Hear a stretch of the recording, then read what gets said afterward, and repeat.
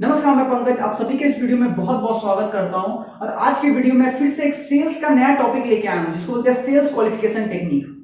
आज के समय सेल्स रिप्रेजेंटेटिव का जो टॉप मोस्ट चैलेंज है ना कि वो कैसे सेल्स क्वालिफाइड लीड को पहचाने।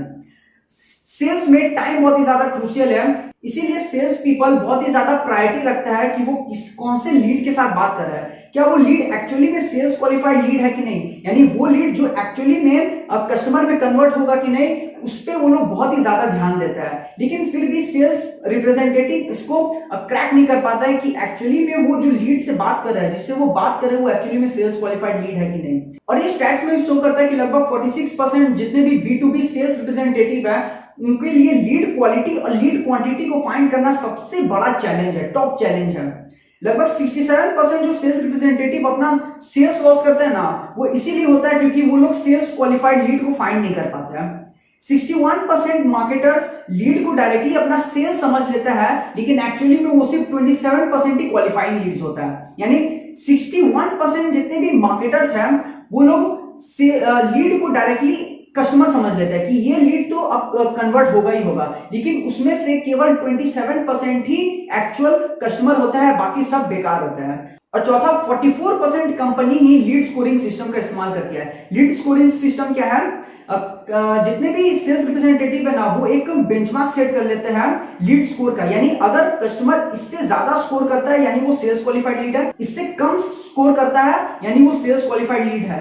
अब क्या होता है कि सेल्स मीटिंग के समय सेल्स रिप्रेजेंटेटिव अपने कस्टमर से उसी हिसाब से सवाल पूछती है और उनको स्कोर देती है, और अगर वो स्कोर में अबव मार्क्स लेके आता है तो वो लीड क्वालिफाइड है, और अगर बिलो लाता है तो उसके बाद वो सेल्स क्वालिफाइड लीड नहीं है। तो इस तरीके से लीड स्कोरिंग सिस्टम काम करता है। तो हमें इससे ये समझ में तो आता है कि सेल्स क्वालिफाइड लीड फाइंड करना आज के समय सेल्स रिप्रेजेंटेटिव के लिए टॉप चैलेंज है। इसीलिए मैं आपको इस वीडियो में 4 ऐसे सेल्स क्वालिफिकेशन टेक्निक के बारे में बताने वाला हूं, जिसको अगर आप अप्लाई करोगे ना अपने सेल्स मीटिंग में, तो आपको ये समझ में आ जाएगा कि आप जिस लीड से बात करो, जिस पोटेंशियल कस्टमर से बात कर रहे हो, वो एक्चुअली में आपका सेल्स क्वालिफाइड लीड है कि नहीं, यानी वो फ्यूचर में आपका कस्टमर बन सकता है कि नहीं। तो आप इस पूरे वीडियो को अंत तक देखिएगा।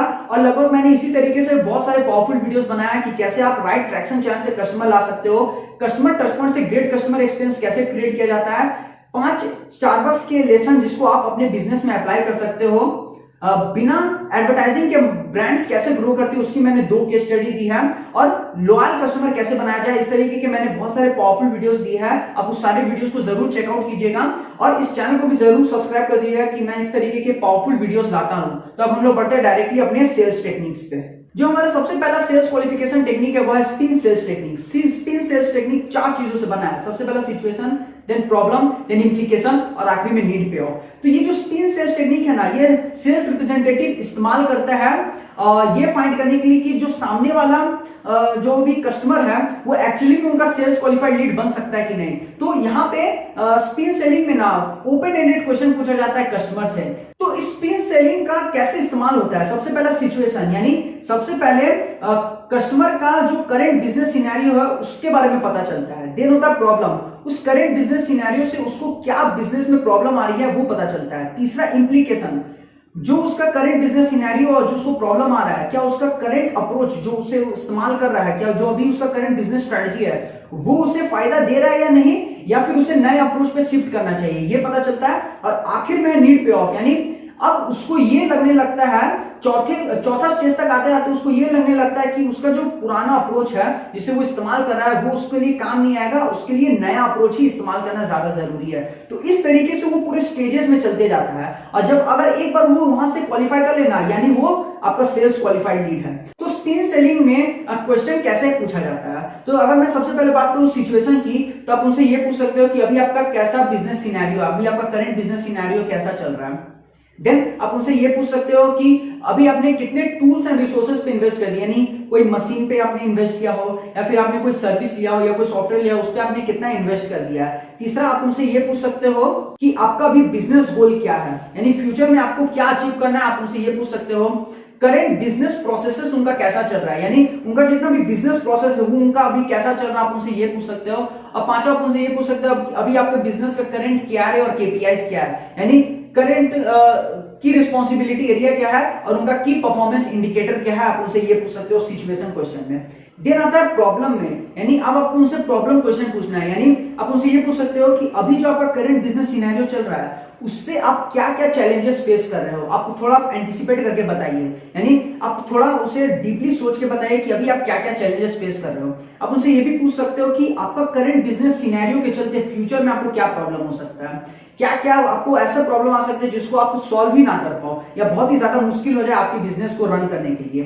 देन आप उनसे ये पूछ सकते हो कि आप अभी कौन कौन से प्रॉब्लम करेंटली फेस कर रहे हो, या फिर आप उनसे ये भी पूछ सकते हो कि आपका अभी करंट मॉनेटरी वैल्यू लॉस कितना हो रहा है, यानी अभी आपके करंट बिजनेस सिनेरियो के चलते आपको कितना मॉनेटरी लॉस हो रहा है, यानी 1 लाख हो सकता है, वो 10 लाख हो सकता है, कितना भी हो सकता है, वो उनको क्या मॉनेटरी लॉस हो रहा है, आप उनसे ये भी पूछ सकते हो प्रॉब्लम क्वेश्चंस में। अब आता है इम्प्लीकेशन, यानी अब आपको इस स्टेज में ये पूछना है कि आपका अभी जो करंट अप्रोच है उससे आपको कितना कॉस्ट लग रहा है, यानी जो अभी बिजनेस स्ट्रेटजी पे रन कर रहा है, जो भी वो मशीन रन कर रहा है, कोई सॉफ्टवेयर रन कर रहा है, उससे आपको कितना कॉस्ट आ रहा है, उसकी उनको कितना कॉस्टिंग आ रहा है, कितना उनका एक्सपेंस आ रहा है, आप उनसे ये पूछ सकते हो।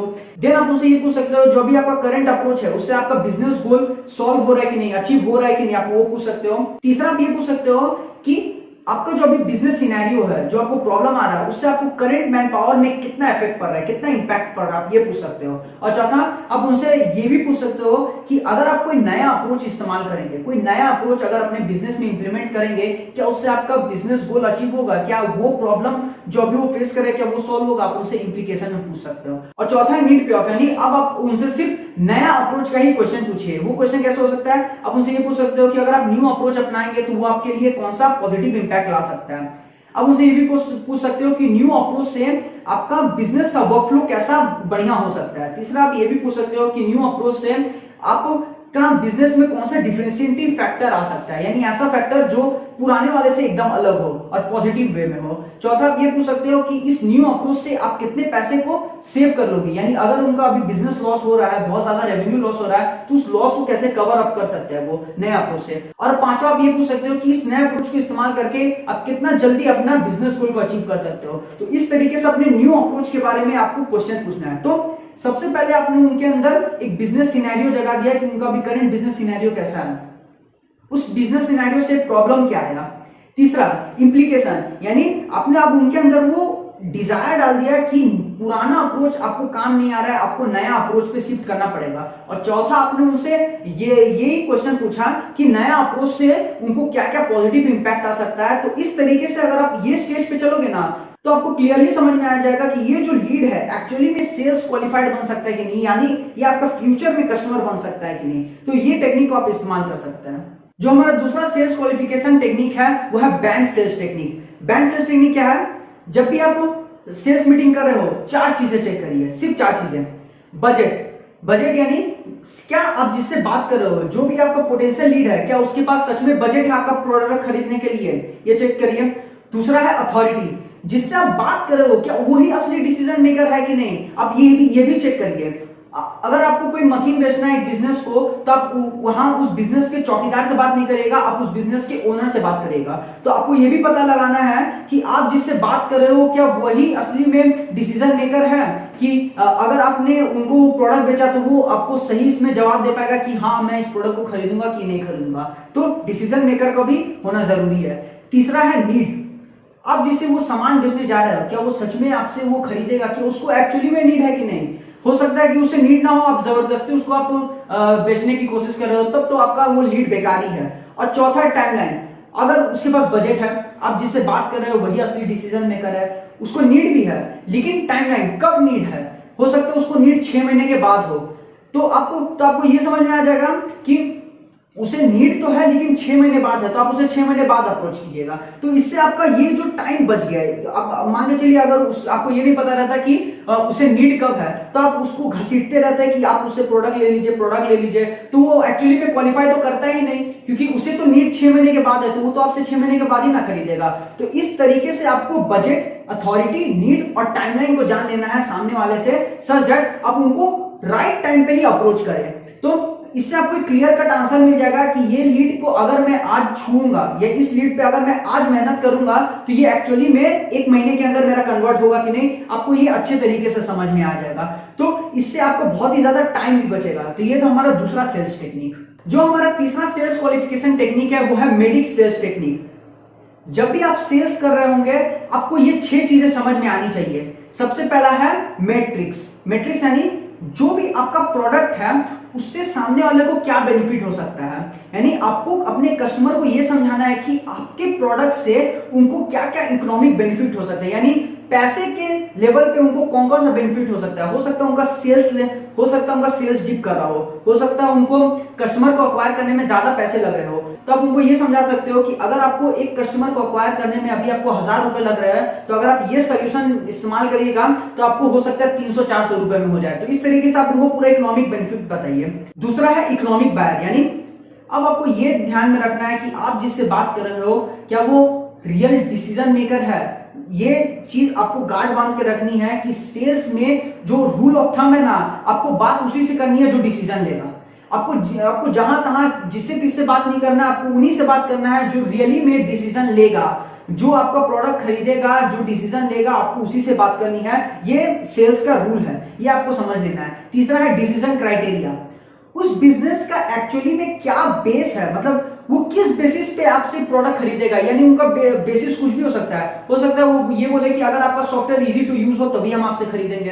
हो सकता है ये बोले कि अगर आपके प्रोडक्ट से हमें 20 से 30% का आरओआई होगा तो ही हम आपसे ये प्रोडक्ट खरीदेंगे। तो इस तरीके से आप उनका जो डिसीजन क्राइटेरिया ना वो आप समझने की कोशिश करिए। चौथा डिसीजन प्रोसेस, यानी अब उन्होंने अगर डिसीजन ले लिया तो वो पूरा प्रोसेस, वो फ्लो कैसा होगा। हो सकता है वो बोले कि अगर आप मैंने एक बार आपको बोल दिया कि हम आपसे ये प्रोडक्ट खरीदेंगे तो हमें 6 महीने के अंदर पूरा इंप्लीमेंटेशन चाहिए। ये जो अगर आप मशीन बेच रहे हो तो वो बोलेंगे कि मुझे ये 3 महीने के अंदर आप पूरा इंस्टॉलेशन प्रोसेस कंप्लीट होना चाहिए। पेपर वर्क कैसा होगा, कौन कौन से क्लॉजेस होंगे, वो होता है पूरा डिसीजन प्रोसेस। तो डिसीजन लेने के बाद वो कौन कौन सा प्रोसेस होगा उस पर्टिकुलर बिजनेस का आपको ये जान लेना है। पांचवा है आइडेंटिफाई पेन। अब आपको उनका पेन आइडेंटिफाई करना है, यानी उनको बिजनेस में क्या प्रॉब्लम आ रहा है, उनका सेल्स डिप कर रहा है, उनको कस्टमर अक्वायर करने में ज्यादा समय लग रहा है या कॉस्ट ज्यादा लग रहा है, उनकी मैन पावर सही से काम नहीं कर रही है, इंप्लॉय सही से वो हैंडल नहीं कर पा रहे, क्या उनका पेन है, उसी हिसाब से आप उनको पिच करना है। तो आपको उनको एक कॉम्पेलिंग रीजन देना होगा कि आपका वो प्रोडक्ट बाय करे। और आखिरी में चैंपियन। चैंपियन क्या है, जो उस प्रॉब्लम को एक्चुअली में फेस कर रहा है वही है चैंपियन। हो सकता है बिजनेस का सेल्स डिप कर रहा हो तो इसका सबसे ज्यादा दर्द किसको होगा, अभी बताइए किसको होगा, सेल्स डिपार्टमेंट को। यानी वही वो लोग हैं जिनको सबसे ज्यादा दुख हो रहा होगा, सबसे ज्यादा पेन हो रहा होगा, क्योंकि या तो उनको लीड नहीं आ रहा है या फिर वो सेल करने जा रहे हैं तो वो सेल्स नहीं कर पा रहा है। तो ये लोग असल में चैंपियन है। चैंपियन इस लेवल से नहीं कि वो लोग चैंपियन है, चैंपियन इसलिए क्योंकि वो लोग रियली में वही लोग हैं जो लोग एक्चुअली में वो पेन को सह रहे हैं, पेन को महसूस कर रहे हैं। तो आपको ये 6 चीज समझना है। जब आप ये 6 चीजें समझ लीजिएगा ना, आपको ये समझ में आ जाएगा कि आपका जो प्रोडक्ट है और इनका जो भी डिसीजन क्राइटेरिया हो, चाहे वो मैट्रिक्स हो, वो आपस में अलाइन कर रहा है कि नहीं। अगर अलाइन कर रहा है यानी ये सेल्स क्वालिफाइड लीड है, अब आपको आगे बढ़ना है। तो ये हमारा तीसरा सेल्स क्वालिफिकेशन टेक्निक। जो हमारा चौथा सेल्स क्वालिफिकेशन टेक्निक है वो है चैम्प सेल्स टेक्निक। चैम्प क्या है, जब भी ये एक मॉडल सेल्स क्वालिफिकेशन टेक्निक है जो आज के समय बहुत ही ज्यादा सेल्स रिप्रेजेंटेटिव यूज कर रहे हैं। इसमें भी वही चीज है, जब भी आप सेल्स करने जाओ 4 चीजें चेक करो। सबसे पहला है चैलेंजेस। जो भी आप सेल्स मीटिंग में जिससे भी आप बात करो, जो भी आप बिजनेस से बात कर रहे हो, क्या उनका चैलेंजेस क्या है, वो अभी कौन सा प्रॉब्लम फेस कर रहे हो, आपको ये पता लगाना है। देन आता है अथॉरिटी, जिससे आप बात कर रहे हो क्या उसके पास सच में डिसीजन मेकिंग पावर है, यानी आप जिससे सेल्स मीटिंग कर रहे हो कि एक्चुअली में वो डिसीजन लेगा कि आपका प्रोडक्ट खरीदना है कि नहीं। अगर वो रियल डिसीजन मेकर नहीं है तो आप उनके पास जाइए जो असल में डिसीजन मेकर है, वही आपको क्लियर कट बता पाएंगे कि ये प्रोडक्ट खरीदना है कि नहीं। तीसरा है मनी। चैलेंज है, अथॉरिटी भी है, लेकिन पैसा ही नहीं है खरीदने के लिए, क्या फायदा उस सेल्स क्वालिफिकेशन को आगे बढ़ाने का। तो आप ये भी ध्यान रखिए कि उनके पास एक्चुअली में पैसा है कि नहीं आपका प्रोडक्ट खरीदने के लिए। और जो चौथा वो है प्रायोरिटाइजेशन, यानी वो जो प्रॉब्लम है वो एक्चुअली में उनके लिए सुपर इंपॉर्टेंट है कि नहीं सॉल्व करना, वो भी मैटर करता है। हो सकता है उनको जो प्रॉब्लम आ रहा हो वो एक्चुअली में उनके लिए इंपॉर्टेंट है ही नहीं, हो सकता है वो अगर 1 साल बाद भी उसे सॉल्व करे तो भी कोई प्रॉब्लम नहीं होगा।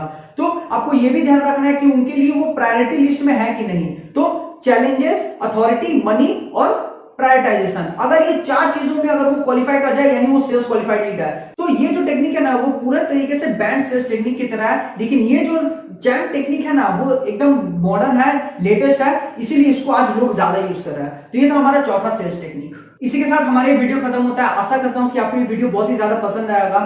4 सेल्स क्वालिफिकेशन टेक्निक के बारे में आज बताया हूं। Spin selling technique, band sales technique, medic sales technique और चैन सेल्स टेक्निक। ये 4 सेल्स टेक्निक का अगर आप इस्तेमाल कर लोगे ना तो आप कभी भी पुअर क्वालिटी लीड के साथ अपना टाइम वेस्ट करोगे नहीं। यानी आपको एक पूरा तरीके से आपको ये समझ में आ जाएगा जो आपका वो लीड है वो एक्चुअली में आपके लिए सेल्स क्वालिफाइड लीड है, यानी वो फ्यूचर में आपका कस्टमर जरूर बनेगा। आपको इतना तो समझ में आ जाएगा अगर आप ये सेल्स टेक्निक का इस्तेमाल करोगे तो। लेकिन एक चीज जो मैं आपको एडवाइस देना चाहता हूं, don't give up on unqualified leads. You will never know that this could be $1000 close. यानी आप कभी भी गिव अप मत करिएगा जो भी आपके अनक्वालिफाइड लीड्स होंगे। हो सकता है ये लीड फ्यूचर में आपके क्वालिफाइड लीड्स बन जाए और ये आपको $1000 का बिजनेस दे सके। इसीलिए हमेशा ये ध्यान में रखें, आज जो अनक्वालिफाइड लीड है वो फ्यूचर में आपके लिए क्वालिफाइड लीड बन सकता है। तो आपको उन पे भी हमेशा ध्यान देके रखना पड़ेगा, अपना आंख हमेशा खुला रखना पड़ेगा। तो आप इस पूरे वीडियो को अंत तक देखेगा,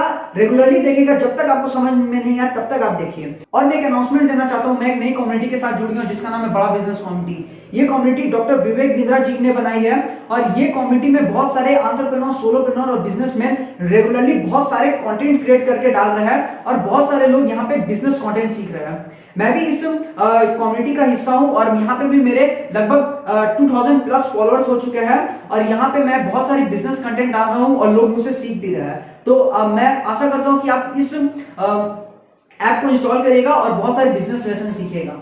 आपने इस पूरे वीडियो को देखा, हमारे रीडिंग मटेरियल को पढ़ा, बड़ा बिजनेस कम्युनिटी ऐप को डाउनलोड किया और हमारे चैनल को सब्सक्राइब किया, इसके लिए आपका बहुत बहुत धन्यवाद।